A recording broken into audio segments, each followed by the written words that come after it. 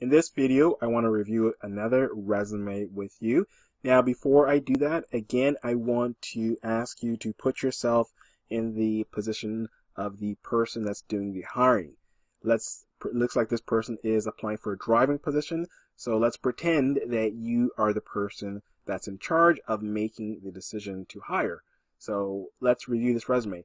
The other thing I want to mention before I go into this is if you see any spelling mistakes in the personal information, that's just because that I removed some of it or I edited it just to protect the privacy of whoever resume this is. So let's disregard the spelling mistakes in the personal information section right here. So the formatting, this is pretty much the formatting that this resume had when I received it. So they have their name in blue, which is okay, not too bad on the eyes. And then their personal information right here. So that's okay. Now, let's just scroll down a little bit and let's have a look at this. So in the professional profile, I do like that this person mentioned that they're looking to obtain a driving position. Again, that tells exactly what the person is looking for. And this is okay too. It tells you a little bit about why they're a good fit. Like, they have worked as a Class 1 professional driver and they worked for Pepsi Beverage Company for 2 years. So that's pretty good. I don't have any complaints about it. It gives you a lot of information right up front.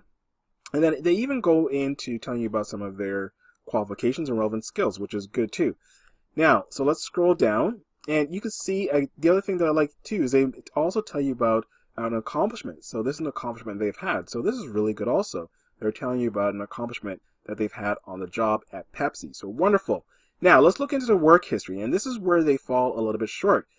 They have the dates and it tells you a little bit about their position in the company, but that's really all that they provide. They don't really provide much detail. Now, I know that if you look at this position, you can see that they're a delivery driver, and we could assume what they did in their job, but you don't really want to do that. You don't want to leave it to somebody to assume what you actually did. So this resume started out really well, but it sort of ends off really, really weak. There is no information about what you did in your previous jobs. So that's the only thing I would say about this resume. This person really needs to update more information about their work history section. And if I scroll down, it has their education, which is great, and references available upon request. So this resume started off well, but in the work history section, they really fell short. So I hope this video has been helpful, and I'll see everybody in the next video.